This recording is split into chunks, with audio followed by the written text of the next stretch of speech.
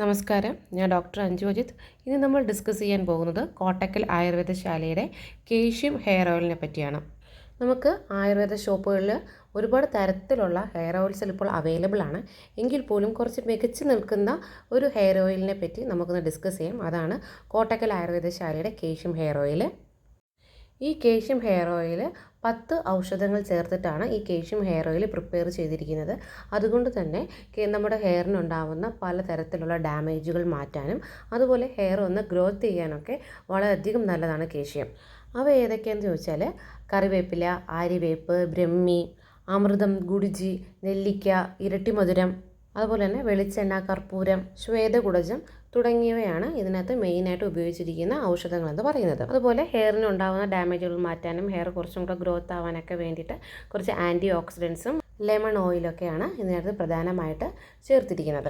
അതുപോലെ തന്നെ ഈ ശ്വേതകുടജം നമ്മൾ ഉപയോഗിക്കുമ്പോഴത്തേക്കും നമ്മുടെ സ്കാൽപ്പിലുണ്ടാവുന്ന അല്ലെങ്കിൽ നമ്മുടെ ശിരോചർമ്മത്തിലുണ്ടാവുന്ന നമുക്ക് ചൊറിച്ചിൽ അല്ലെങ്കിൽ താരൻ അല്ലെങ്കിൽ പേൻ്റെ ശല്യം ഇങ്ങനെ അസഹനീയമായിട്ട് നമുക്ക് തോന്നുന്ന ചൊറിച്ചിലൊക്കെ മാറ്റാനൊക്കെ വളരെ നല്ലതാണ് ഈ ശ്വേതകുടജം ഈ ഒരു കേഷ്യം ഹെയർ ഓയിൽ ഉൾപ്പെടുത്തിയിരിക്കുന്നതുകൊണ്ട്.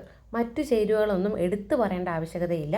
നമ്മുടെ കേരളത്തിലുള്ള പൊതുവെ എല്ലാവർക്കും തന്നെ മറ്റ് ചേരുവകളെല്ലാം തന്നെ കേട്ട് നല്ല സുപരിചിതമാണ്. അതുപോലെ മുടി വളരുന്നില്ല അല്ലെങ്കിൽ മുടിക്ക് കുറച്ചും കൂടെ ഗ്രോത്ത് ഉണ്ടാവണമെന്ന് ആഗ്രഹിക്കുന്നവർക്കൊക്കെ കേഷ്യം വളരെയധികം നല്ലതാണ്.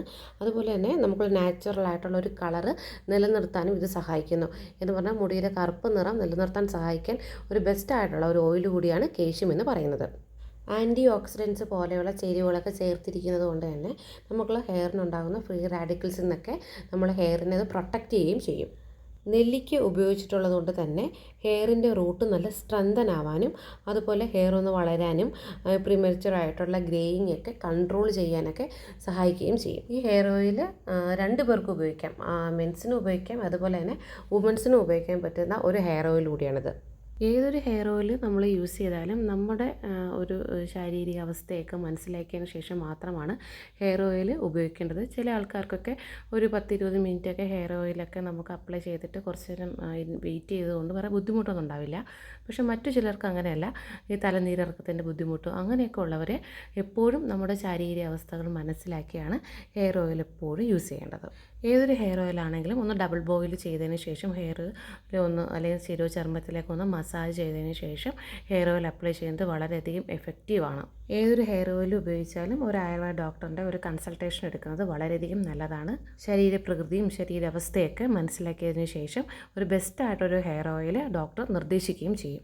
നമ്മുടെ ശിരോചർമ്മത്തിൽ ഒരു ഹോട്ട് ഓയിൽ മസാജൊക്കെ ചെയ്തതിന് ശേഷം അതൊരു 30 മിനിറ്റ് മാത്രം നമുക്ക് തലയിൽ ഇത് അപ്ലൈ ചെയ്ത് വെച്ചേക്കേണ്ട ആവശ്യമേ വരുന്നുള്ളൂ. അത് കഴിഞ്ഞതിന് ശേഷം വീട്ടിൽ തന്നെ തയ്യാറാക്കാവുന്ന ഒരു താളിയോ അല്ലെങ്കിൽ ഒരു ഹെർബൽ ഷാമ്പൂ ഉപയോഗിച്ച് നമുക്ക് ഈ ഹെയർ വാഷ് ചെയ്ത് കളയുന്നതാണ് ഏറ്റവും നല്ലത്. ഒരു കാരണവശാലും നമുക്കുള്ള ഹെയറിൽ അല്ലെങ്കിൽ നമ്മുടെ ശിരോചർമ്മത്തിൽ എണ്ണ അപ്ലൈ ചെയ്ത് വെച്ചേക്കേണ്ട ആവശ്യകത വരുന്നില്ല. നമ്മുടെ ശിരോചർമ്മം തന്നെ ആവശ്യത്തിനുള്ള ഓയിൽ പ്രൊഡക്ഷനൊക്കെ നടത്തി സ്കാൽപ്പ് നല്ല മോയ്സ്ചറായിട്ട് വയ്ക്കാൻ സഹായിക്കും.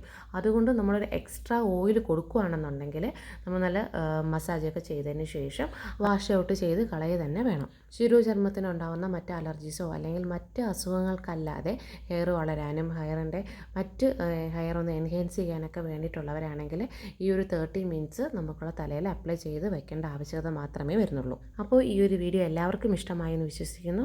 Thank you.